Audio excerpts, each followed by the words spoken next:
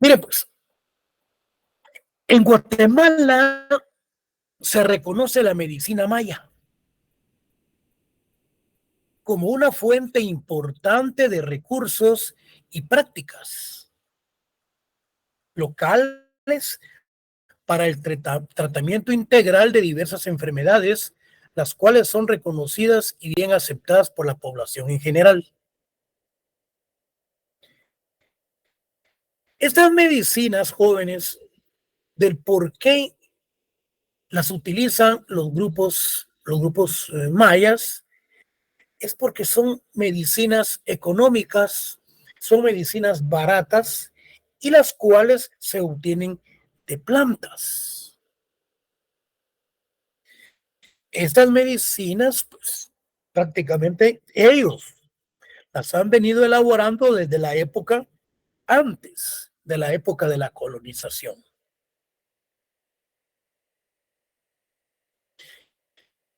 Adelante tenemos una pequeña definición cuando hablamos de las medicinas tradicionales.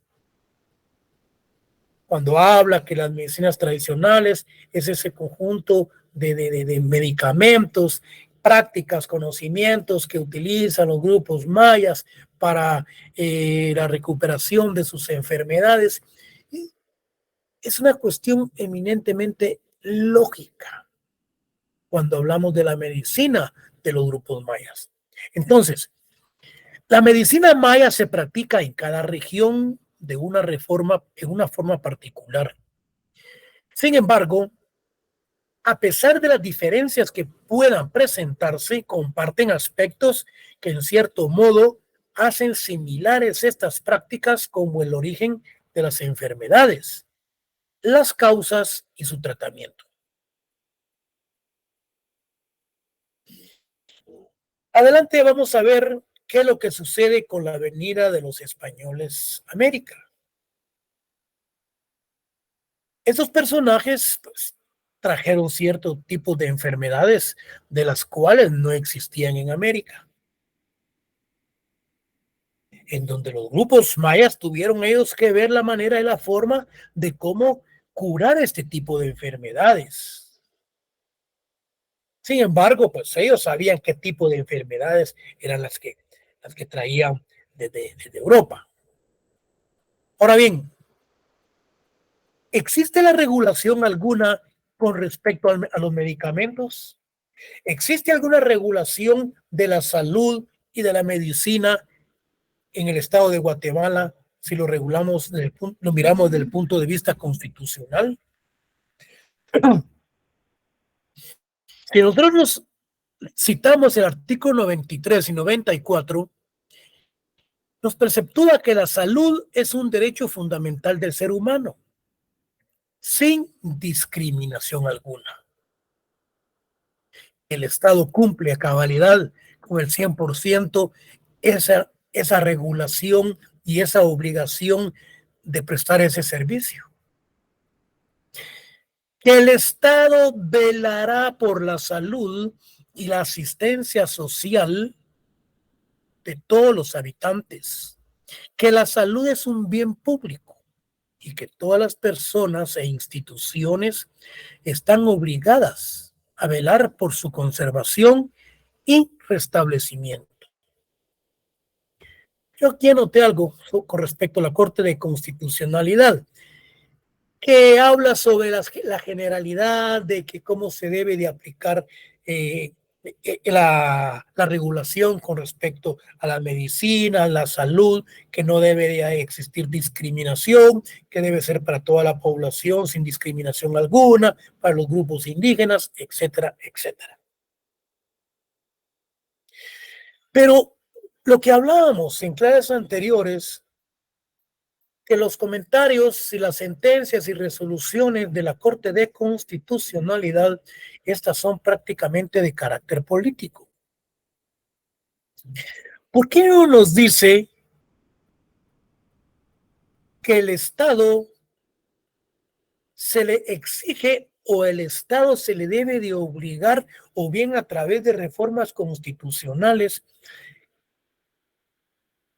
la rebaja de los precios de los medicamentos, porque la población no puede comprar medicinas porque son demasiadas onerosas, son demasiadas caras. Y por lo tanto, el Estado de una u otra forma mala trata de prestar su servicio con respecto a lo que es la salud. Aún teniendo las presiones de las instituciones de carácter internacional, porque estas también velan por lo que es la salud. ¿Qué nos dice el artículo 25 del convenio 169? Dice, los gobiernos deberán velar porque se pongan a disposición de los pueblos interesados servicios de salud adecuados y proporcionar a dichos pueblos los medios que les permitan organizar y prestar tales servicios bajo su propia responsabilidad y control, a fin de que puedan gozar del máximo posible de la salud física y mental. Nos preguntamos, ¿qué tanto por ciento está la cobertura en el interior de la República con respecto a la salud, principalmente en lo que son los municipios y en las aldeas? Completamente, están abandonados. Una persona, una mujer que está embarazada, la quieren llevar, tiene problemas en el parto, la quieren llevar al municipio, no hay bomberos, no hay ambulancias, del municipio al departamento, por lo consiguiente, no hay infraestructura, no hay forma de cómo prestar ese servicio en las localidades. Hoy actualmente todos los políticos andan ofreciendo el oro y el moro para buscar lo que son los votos en cuanto a su participación, que van a arreglar todas estas situaciones con respecto a la salud. La Declaración Universal de los Derechos de los Pueblos Indígenas y la Declaración sobre la Diversidad Cultural, la Conferencia General en París en 2001 y el proyecto de la Declaración de las Naciones Unidas sobre los Derechos de los Pueblos Indígenas en su artículo 24 nos regula que los pueblos indígenas tienen derechos a sus propias medicinas y prácticas de salud tradicionales, incluido el derecho a la protección, plantas, animales y minerales de interés vital desde el punto de vista médico. Este artículo 24, jóvenes, surge como consecuencia también de la firma de los acuerdos de paz, en donde es sumamente indispensable que estas prácticas, que estas medicinas han venido a solucionar el gran conflicto en el interior de la República, principalmente en los grupos indígenas, aplicando sus medicinas tradicionales. Ahora bien, los pueblos indígenas tendrán derecho al reconocimiento legal y a la protección de su medicina tradicional, tratamiento farmacológico, prácticas y promoción de salud, incluyendo las de prevención y de rehabilitación. Prácticamente ese reconocimiento lo tenemos en el artículo 66 de la Constitución, en donde habla aspectos relacionados con su derecho consuetudinario, con sus prácticas desde el punto de vista jurídico. Entonces, también desde el punto de vista de su medicina, existe lo que es las prácticas de las promociones de salud, principalmente cuando se dan las enfermedades en estos pueblos indígenas. El derecho a la protección a las plantas de uso medicinal, animal y minerales. La medicina tradicional es de origen prehispánico. y se considera como el conjunto de conocimientos. Fíjense, aquí tenemos una definición. La medicina tradicional se le considera como el conjunto de conocimientos, lo que yo les mencionaba anteriormente, prácticas naturales y sobrenaturales, mágico-religiosas. Esto de conocimientos, recursos naturales y sobrenaturales, mágico-religiosas, que alivian los problemas físicos, mentales y espirituales de las personas. Esto de mágico-religiosas es porque lleva consigo muchos aspectos de la cosmovisión y de la espiritualidad que están en armonía con Dios. Pero, independientemente de ello, tenemos también a lo que son a las personas, los curanderos, lo que son las comadronas, que forman parte de la aplicación de estas medicinas. Pero también tenemos, así paralelamente, tenemos a los que le llaman a los mentados brujos. Allá en Mazatenango, ahí donde hay un montón de brujos, allá que uno llegan ahí y le dicen a uno hasta de qué se va a morir. Sin embargo, ellos se mueren primero. Miren, entonces estamos analizando lo que son desde el punto de vista las medicinas tradicionales de los grupos tribales. Si les menciono los grupos étnicos, los grupos indígenas y tribales, nos preguntamos en qué radica y en qué consiste lo tribal. Grupos mayas, los grupos indígenas y tribales. Estos grupos tribales permanecen, conviven con los grupos plenamente establecidos en un territorio. Estos son los tribales que se unen y que tienen las mismas características donde se encuentran ellos, de los grupos con los que están. Explico. Tenemos el grupo quiché, pero hay una unificación, hay una unión con los cachiqueles. Entonces aquí hay los grupos indígenas y los grupos tribales que están con ellos, pero no pertenecen a la misma etnia, pero sí tienen las mismas costumbres, que tienen las mismas tradiciones y si es posible hasta hablan el mismo idioma.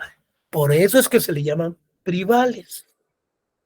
Bueno, se lo digo porque muchos hablan que los derechos de los pueblos indígenas y grupos tribales, entonces tal vez no sabemos de qué es lo que la persona está hablando. Al hacer estas aclaraciones, entonces nosotros ya estamos interpretando cuando se menciona lo tribal en los grupos indígenas. A la llegada de los españoles, los indígenas se contagiaron de enfermedades nuevas, lo que yo les mencionaba. Venían con enfermedades venéreas, traían paludismo, estos venían enfermos. Y porque venían de cárceles. Bueno, a la llegada de los españoles, los indígenas se contagiaron de enfermedades nuevas que ellos no conocían, lo que provocó que miles de ellos murieran padeciendo de grandes epidemias, lo que los obligó a utilizar con mayor intensidad su herencia médica con respecto a su salud, o sea, la aplicación de su medicina tradicional. Esta práctica medicinal ha permitido que el indígena logre su supervivencia sin tener acceso a la medicina moderna, debido a que no tiene la posibilidad a los servicios mínimos en ese aspecto, pese a que jurídicamente está protegido. El Estado no ha tenido la capacidad de proporcionar en un 100% esa cobertura en el interior del país. Este es el caballito de batalla que utilizan ahorita el 90% de los candidatos. Las medicinas son demasiadas caras. Las medicinas genéricas, esas, bueno, por lo menos son un paliativo y que no pagan impuestos porque se elabora la mayor parte aquí en la capital, en la República.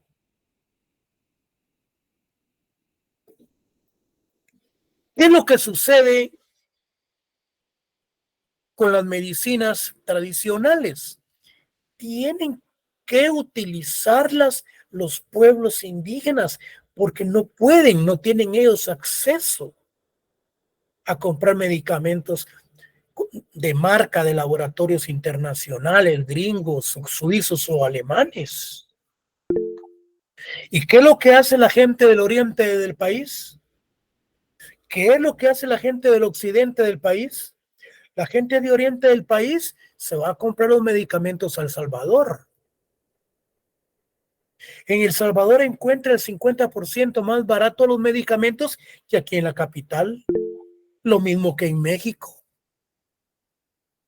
Si nos preguntamos cuánto cuesta en la farmacia Galeno un frasquito de insulina, cuesta 801 quetzal. Con descuentos, pues, hablemos de 700 quetzales. ¿Quién tiene la capacidad de comprar un frasquito de insulina para inyectarse 25 inyecciones? Nadie, muy pocos. Menos mal, tenemos lo que es el IX que coadyuva en dar esa prestación a sus afiliados. Porque si fuera el Estado, señores, sinceramente, la gente se muere.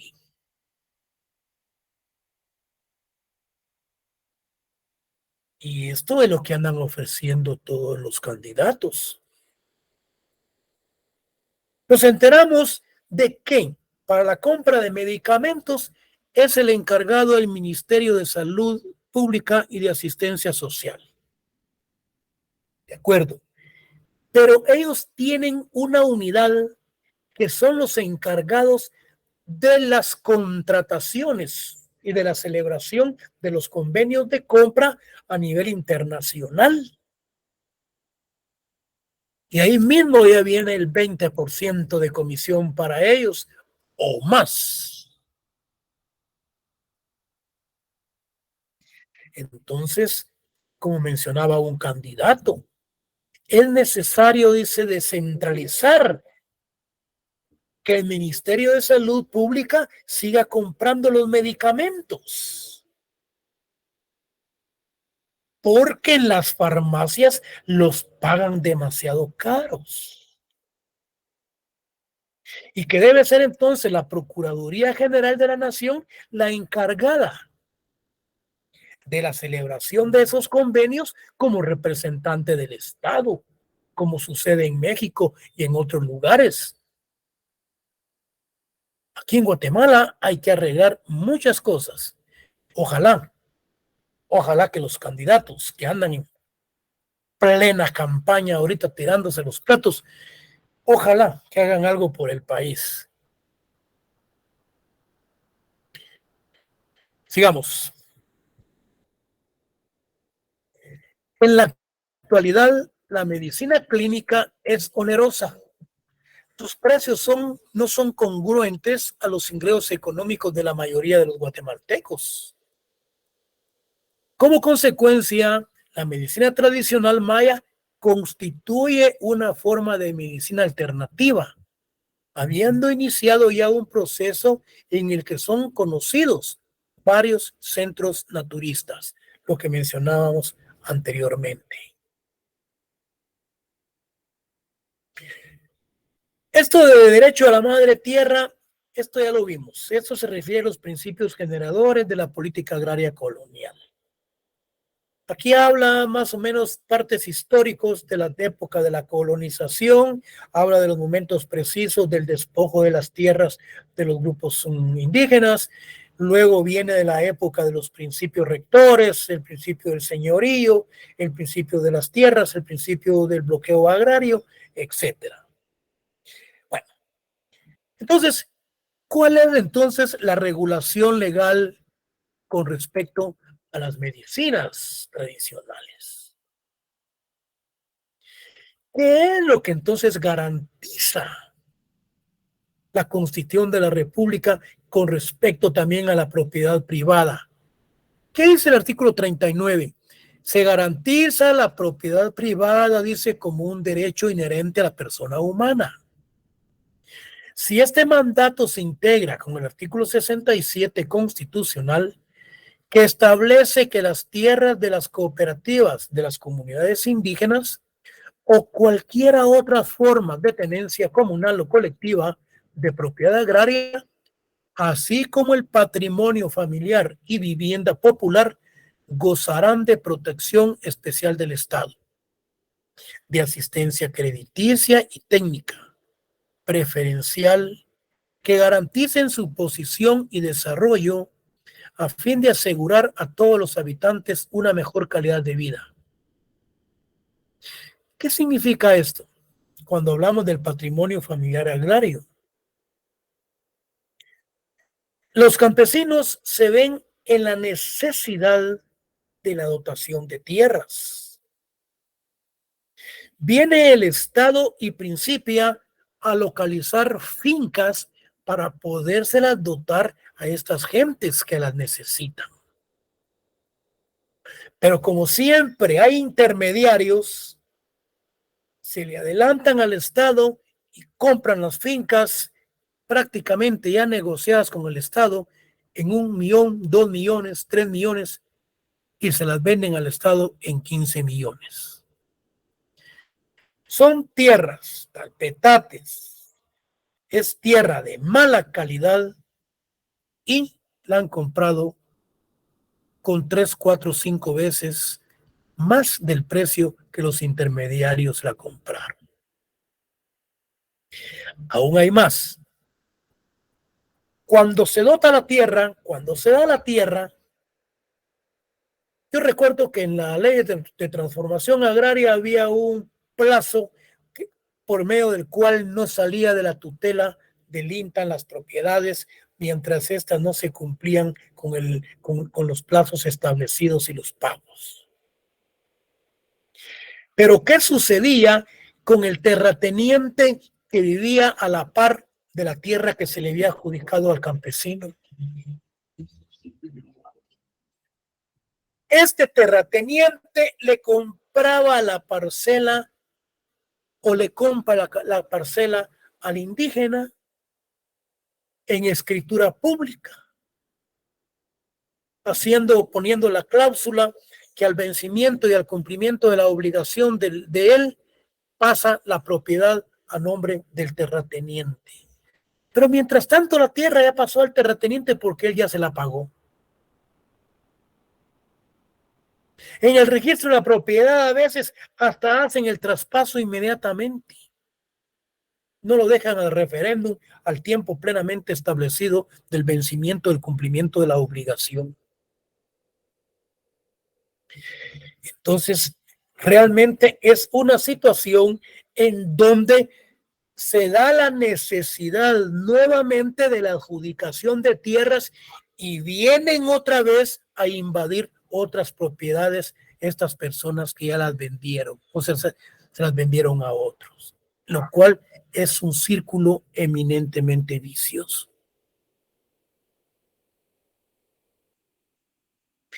Bueno, hay algo muy importante que yo les quería mencionar. En el Perú, se entregan hasta 10,000 títulos de propiedad anuales. Nuevos títulos de propiedad de tierras que se han adjudicado. En Guatemala, si se entregan 500, es en demasía. Y les contaré la historia. Estos títulos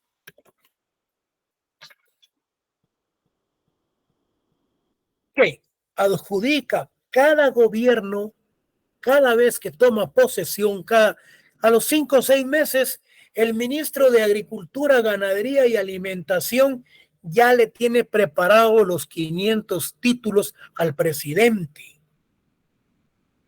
que tomó posesión el 14 de enero, para que vaya a entregarlos al interior de la República, a Mazatenango, a La Máquina, al Quiché, a Huehuetenango. Supuestamente, no en agradecimiento, porque es una obligación constitucional. Pero ¿qué es lo que está haciendo? Está entregando títulos que ya entregó Vinicio Cerezo, que entregó Serrano Elías, los mismos títulos que entregó Berché, los mismos títulos que Jimmy Morales entregó, se los pasó a Yamatei, y Yamatei los mismos títulos fue a entregar, solamente que a diferentes generaciones. Y el que va a ganar ahora se lo va a entregar, y a Matei se lo van, lo mismo va a poner a su ministro de Agricultura, de Ganadería y Alimentación, y va a ser lo mismo, porque es un juego caballito político en hacer propaganda, que andan dotando y entregando tierras. Una falacia, una gran mentira, algo que realmente engañan a la gente que desconoce el procedimiento. Pero estos pobres indígenas, esos pobres se contentan, le entregan su título, mira el título, ya viene tu nombre, le entregan un costal con maíz y frijol, y el señor realizado y feliz y con la boca callada. Pero no dice que es el título de su bisabuelo, que se lo entregaron a su abuelo, y su abuelo se lo entregó a su papá, y que ahora se lo entregan a él como patrimonio familiar agrario. Esa es la verdadera realidad, jóvenes, por la cual está sucediendo y ha pasado de la época colonial en Guatemala. Todavía no ha llegado Batman a que salve Ciudad Gótica. Todavía no ha llegado alguien que diga, señores, yo voy a hacer una transformación agraria integral. Una reforma agraria integral en donde va a ir de la mano con un sistema eminentemente capitalista, buscando la industrialización del país para salir de esta desgracia económica en la que estamos. Es tan fácil la cuestión, hombre. Pero tienen miedo porque se les mete el CACIF. Se presentan los proyectos de una reforma agraria integral al Congreso como iniciativa de ley y las engavetan y nunca las sacan. Porque el CACIF es el que patrocina las grandes campañas políticas. Les da pista a todos los candidatos presidenciales, y esto le distribuye del dinero para sus diputados, y los diputados a los gobernadores, y los secretarios de los partidos políticos cobrando $1 millón por cada diputación para que los inscriban y que puedan participar. Ya una vez en el Congreso ya andan buscando la forma y la manera de cómo recuperar su inversión. Entonces han hecho de la política su forma de vida, su modus vivendi. Es tremendo. Es tremendo. Escuchen a los candidatos y van a decir ustedes, como dicen ahí, un candidato, yo les voy a construir puentes para que se vean hasta dónde es posible mis intenciones. Pero si le preguntan, pero señor candidato, aquí no hay ríos. Y el candidato le dice, pues los vamos a poner. Entonces, es algo que realmente da pena. como dijo Alfonso Portillo. El político que no miente, dijo, no es político, dijo. Porque el político lo que quiere es ganar adeptos, ganar votos. Y para poder ganar adeptos, votos, tiene que mentir. ¿Y qué dice Sócrates? ¿Qué es política? Es la ciencia, es el arte de gobernar. Entonces, realmente estamos mal. No voy a mencionar el nombre porque ustedes saben quién es. Y dice, cuando esté en la presidencia, dijo en las elecciones anteriores, yo llevo a la selección nacional al mundial. Miren, hasta ahorita que medio están saliendo de este cataclismo deportivo, los pobres patojos. Y ese señor ofreciendo que llevaba a la selección al mundial en las elecciones anteriores, en el campeonato mundial anterior. Este señor se considera que en un entierro a él le gustaría ser el muerto, porque se, se considera el más importante. Nosotros tenemos el gobierno que merecemos. Entonces tenemos que ser inteligentes con la elección de nuestro voto. Votemos para un presidente, pero lamentablemente no nos pusieron las caras. Van a salir los nombres. Entonces, aprendamos el nombre del candidato a presidente y aprendamos el nombre del diputado y del alcalde. Busquemos ahí quién es fulano de tal y marcamos. Busquemos el nombre para presidente por quién y marcamos. Y busquemos el quién queremos para diputado y marcamos. Pero no marquemos la boleta completa de un solo partido, porque ahí le estamos metiendo a todos sus diputados y hasta su alcalde, a toda la familia. Entonces dividamos. Me parece para presidente fulano y tal, pero no me gustan los diputados. El diputado que me gusta es este, porque nunca ha hecho gobierno. Y este presidente tampoco ha hecho gobierno. Este diputado tampoco ha estado en el gobierno. Para alcalde, ese es el mismo. No. ¿Quién es? Este es nuevo. Este nuevo puede hacer algo. Pongamos al nuevo. Entonces, tenemos que dividir el voto. Y si no nos gusta ninguno, pues entonces, nulo. Y si ganamos el nulo, nos vamos a una segunda vuelta con el nulo. El problema que se dio es el siguiente, no sé si se los mencionaba. Si el voto nulo es mayoritario, se repiten las elecciones y decía con otros candidatos. Echa la ley, echa la trampa. Vienen los diputados y le quitan con otros candidatos. Quiere decir que si hay nueva vuelta, son con los mismos. Es, es difícil. Es difícil, señores, tener gente que nos esté gobernando en esa forma. Continuemos, porque no vamos a seguir hablando de política. Bueno, entonces hablábamos con respecto, bueno, en Guatemala se reconoce el derecho a la propiedad privada de todos los guatemaltecos, no importando el pueblo o etnia a que se pertenezca, y a la vez se establece la protección a la propiedad de los sectores más vulnerables y garantiza la asistencia crediticia y técnica a los sectores indígenas, lo que constituye un derecho colectivo de los descendientes de los mayas, derecho que no se refleja en cumplimiento por parte del Estado.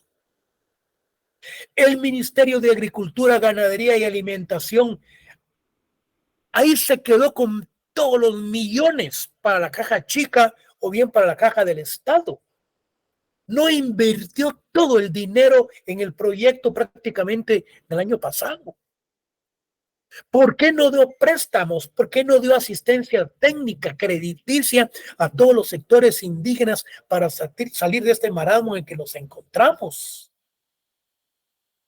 Si realmente no hay producción, pues entonces se hubiera utilizado el dinero en comprar maíz, frijol, etcétera, etcétera, a México o a otro país de Europa para poder venir a salir de esta situación en la que se encuentra la hambruna en Guatemala y con tanto niño debilitado, todos chiquititos, pequeños, que no se han podido ni desarrollar.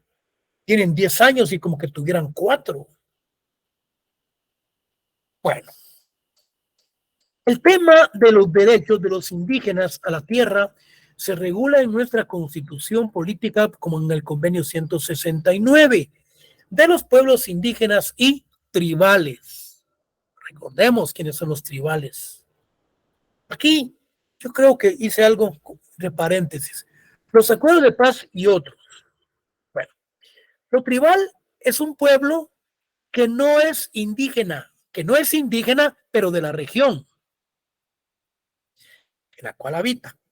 Él no es un indígena de esa región, es de otra región.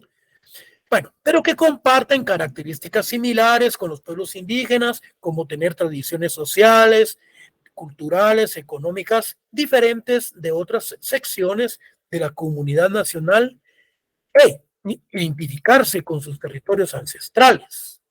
Lo tribal, pues, es un adjetivo que señala a aquel o aquello perteneciente o relativo a una tribu, desde luego.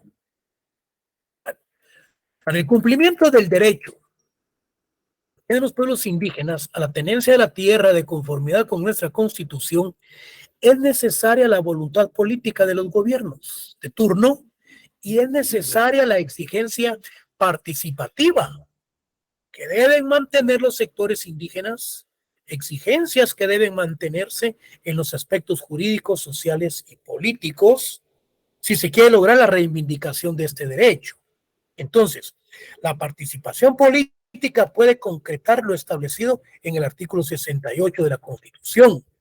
Establece: el Estado proveerá de tierras a las comunidades indígenas que las necesiten para su desarrollo, lo que yo les mencionaba. Este derecho también lo preceptúa el convenio 169 en el numeral 14, 1 y 2. Establece que los gobiernos deben reconocer y tomar las medidas necesarias para garantizar la protección de la propiedad y posesión de las tierras que ocupan tradicionalmente. En nuestra historia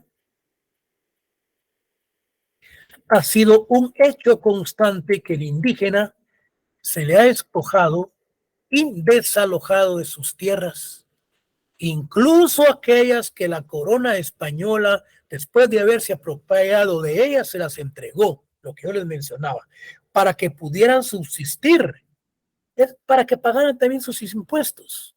Por lo que al respecto, el convenio 169 tiende a proteger a las comunidades indígenas. ¿Por qué?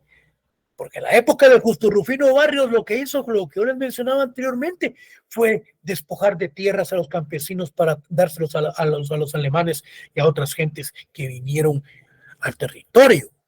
Entonces, el convenio 169 protege a esas comunidades de acuerdo al artículo 13, numeral 3, que se debe impedir, dice, fíjense pues, yo les decía, que se debe impedir que personas extrañas a esos pueblos puedan aprovecharse de las costumbres de esos pueblos o de su desconocimiento, de sus leyes por parte de sus miembros, para arrogarse las propiedades, la posesión o el uso de las tierras pertenecientes a ellas. Lo que el convenio 169 nos dice en su artículo 17 es la no participación, la intromisión de gente extraña a esos pueblos indígenas, porque ellos a lo que llegan es a apropiarse y a desalojarlos de sus propiedades o a comprárselas con precios irrisorios. El Código Municipal en su artículo 109 habla que se debe establecer en consulta con las autoridades comunitarias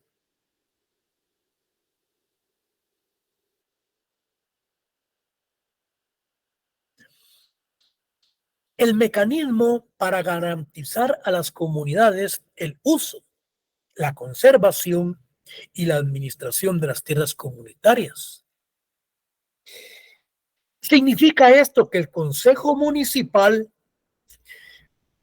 debe de darle participación a las autoridades indígenas con el objetivo de tener participación para conservar sus tierras, para conservar sus aspectos eminentemente relacionados con el derecho consuetudinario. Pero realmente, si analizamos los consejos municipales, llegan al poder es a incrementarse las dietas.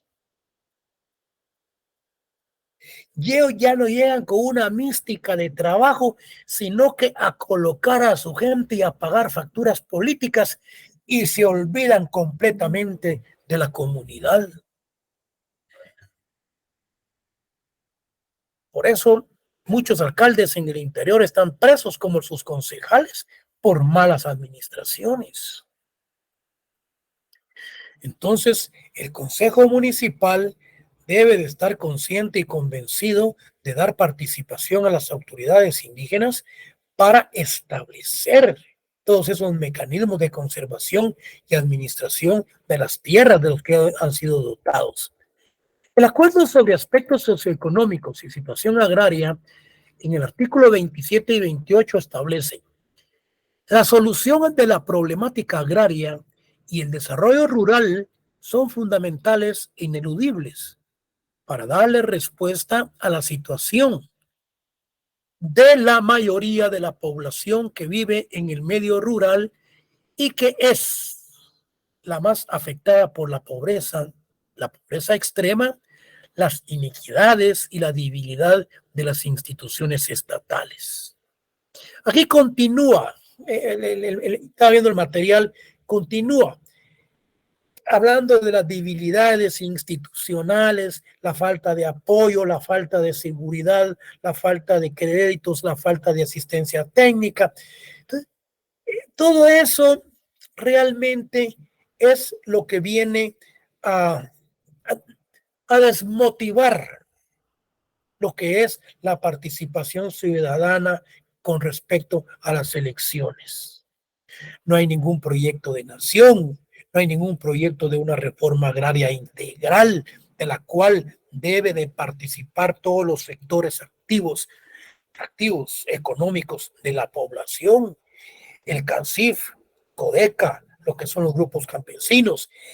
Señores, industrializar el país, capitalizarlo, pero lamentablemente el CACIF tiene centralizada lo que es la administración del Estado.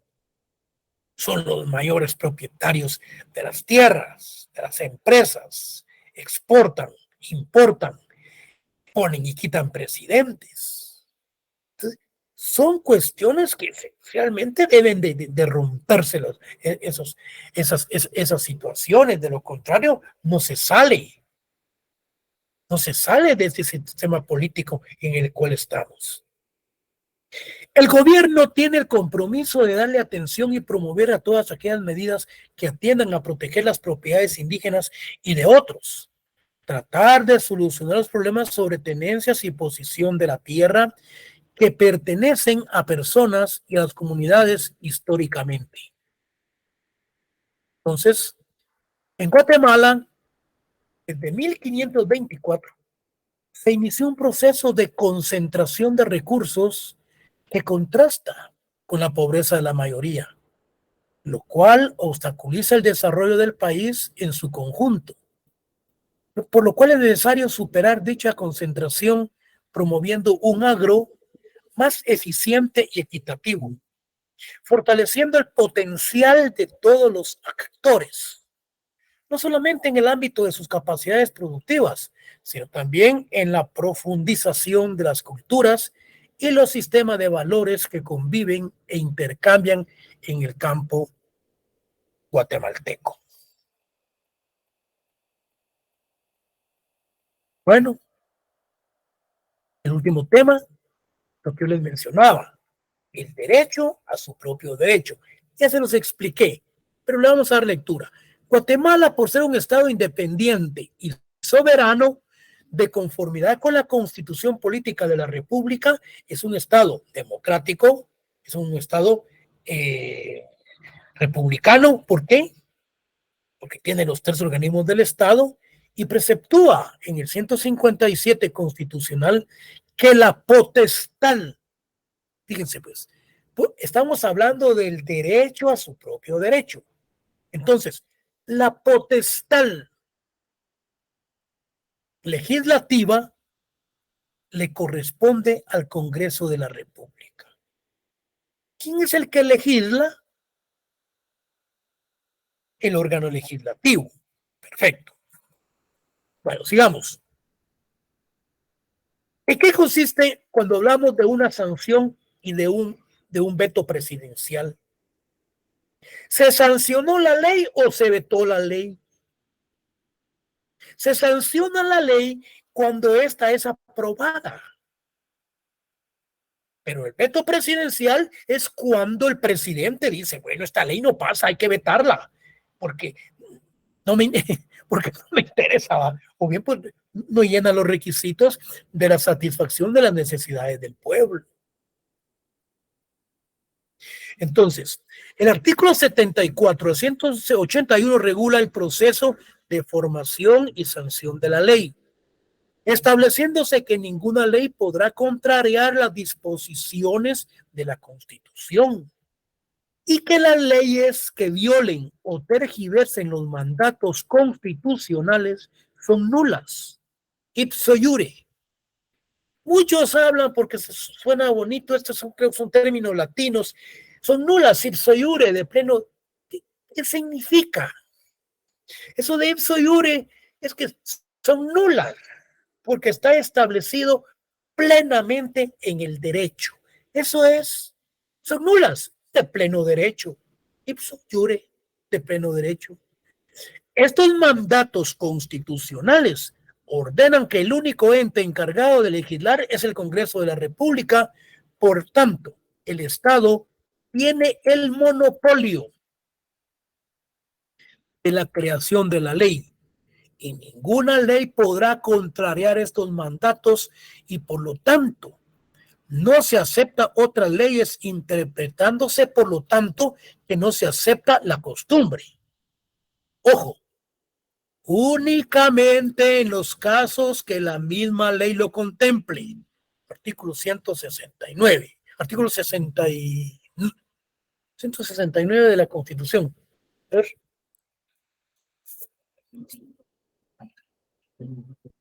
Vamos a ver qué dice el artículo 69. Permítame. Bueno, que regularmente me gusta ponerlo ahí para que no perdamos tiempo. Artículo 69, 68. Tierras de comunidades indígenas, protección a las tierras y cooperativas. 169. Permítame.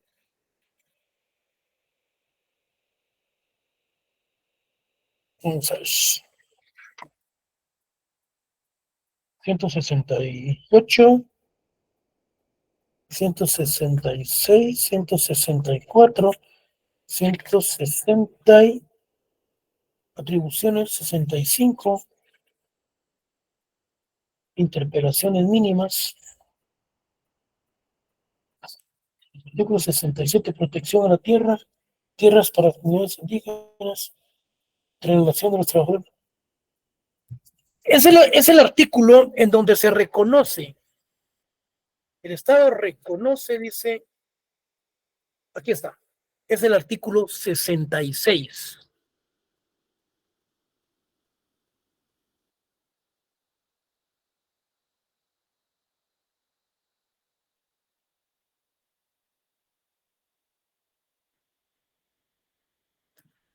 A ver, aquí estamos. Es el artículo 66 de la Constitución, protección a los grupos étnicos, en donde dice que el Estado reconoce y respeta, promueve sus formas de vida y costumbres tradicionales. su forma de organización social, el uso del traje indígena en los hombres y mujeres, idiomas y dialectos. Bueno, entonces, ¿qué estábamos hablando con respecto al ipso iure? Bueno, estos mandatos constitucionales ordenan que el único ente encargado de legislar es el Congreso de la República. Por lo tanto, el Estado tiene el monopolio de la creación de la ley y ninguna ley podrá contrariar estos mandatos y por lo tanto no se aceptan otras leyes, interpretándose por lo tanto que no se acepta la costumbre únicamente en lo que la misma ley lo contemple. Artículo 66 de la Constitución, que se refiere al reconocimiento. Asimismo, es en la Constitución donde se otorga la facultad de la iniciativa de ley al Congreso de la República. Pero, ¿y quiénes tienen esa iniciativa de ley, jóvenes? Esto ustedes ya lo vieron en teoría del Estado. Esto ya lo vieron ustedes en derecho administrativo. Entonces tienen iniciativa de ley el Congreso de la República, el organismo ejecutivo, la Corte Suprema de Justicia, el Tribunal Supremo Electoral y la Universidad de San Carlos de Guatemala. Por lo tanto, la creación de la ley se fundamenta en la Constitución, fíjense, donde se otorga la potestad soberana de la creación de la misma, donde está sustentado el monismo jurídico. ¿Y qué es el monismo jurídico? Tiene como característica que es el ordenamiento plenamente establecido y por escrito por el Estado, el cual debe de respetarse. Contrario censo, cuando hablamos de un pluralismo jurídico. El pluralismo jurídico es la participación de varias instituciones en donde están aportando diferentes aspectos relacionados con las leyes. Y como consecuencia, esto lo dejaremos para la próxima clase. Jóvenes, si tienen alguna duda, pues estamos a la orden. Si no, nos miramos el próximo día de clase, que es el día miércoles. Lick, buenas tardes, gusto saludarlo. ¿Qué tal? Más que todo, solo un pequeño comentario. Es imposible no querer comentar acerca de la política y los comentarios que usted hacía muy acertados, ¿verdad? Y de la importancia de quitarle el poder tanto a la clase dinosaurio que ya hay en el Congreso, que son los que legislan las leyes a favor del cacife y de la clase oligarca de Guatemala, ¿verdad? Así Como es. usted decía, ejercer un cambio desde el Congreso principalmente, porque desde ahí sale incluso la elección de cortes, todos los préstamos que han hecho en contra de Guatemala, porque al final pues es el pueblo quien los paga. Entonces la importancia de depurar realmente el Congreso y como segunda opción pues el presidente, pero lo creería yo, no sé si estoy equivocado, depurar el Congreso en estos momentos sería lo más importante.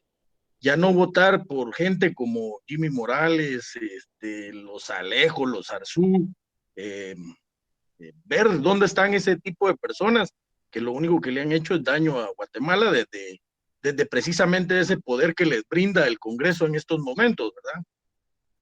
Entonces, sería bueno depurarlo desde este momento, verificar bien cuáles son los partidos de cambio, como usted bien decía, gente joven que no ha estado en el Congreso. Le soy muy honesto, yo no pertenezco a ninguna eh, institución política ni nada por el estilo, pero solo como razonamiento, por ejemplo, Jimmy Morales estuvo en la presidencia y en 4 años no le quiso dar aumento salarial al pueblo de Guatemala. Entonces no sé qué pretende ir al Congreso, ¿verdad? Más que a esconderse y robar.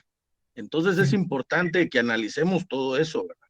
Gente como este Alejo que estuvo ahí, que desde adentro él manejaba las votaciones en contra del pueblo.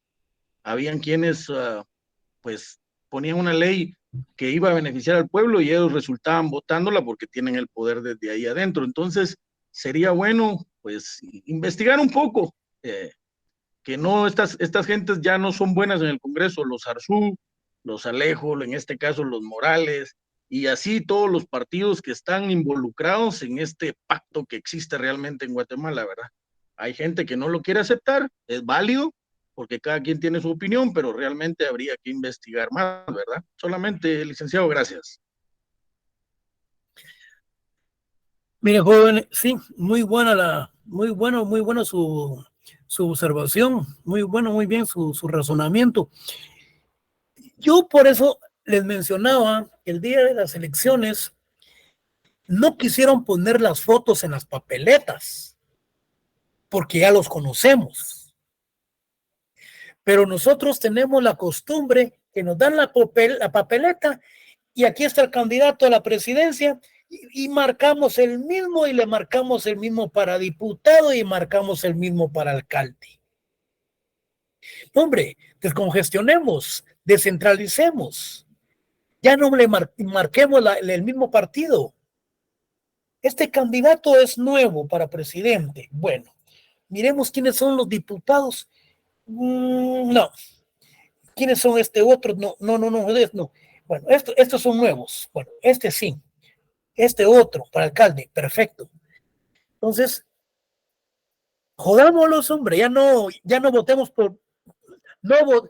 Yo sé que se nos facilita porque nos dan las 3 boletas y hasta nos las dan ya dobladitas para que solo marquemos el color de ellos. Abrámosla y miremos quiénes son y miremos los nombres. Fulano de tal, este ya fue diputado, este ya es diputado. O bien ya llevemos los nombres de por quienes vamos a ir a votar, o ya llevemos el símbolo. Juan Pérez, de tal partido. Entonces, nosotros vamos y Juan Pérez, ¿dónde está Juan Pérez? Aquí está Juan Pérez y aquí está el símbolo. ¡Pum! Juan Pérez. Entonces, ya no lleguemos porque nosotros somos menos acomodaticios, nos acomodamos fácilmente en todo. Yo conozco a los fiscales, yo he estado en mesas, hasta dobladita le van a dar las papeletas para que usted solo marque al candidato que supuestamente ellos quieren porque ya están en contubernios. Entonces, agarremos la boleta y saquémosla y bueno, este es el candidato para el presidente, está bien, el que yo voy a votar. Este es para diputado, busco a fulano de tal, aquí está, es este. Y para alcalde, este. Ya tranquilo, digo yo, bueno, cada pueblo elige el gobierno que se merece. Démosle el beneficio de la duda a los nuevos, porque ya los viejos ya los conocimos. Jóvenes, nos mira muy buena su alocución, muy buena su interpretación, compañero. Jóvenes, nos miramos el próximo día de clase. Gracias. Muy buena clase, licenciado, gracias. Buenas noches, jóvenes. Buenas noches, gracias. Adiós.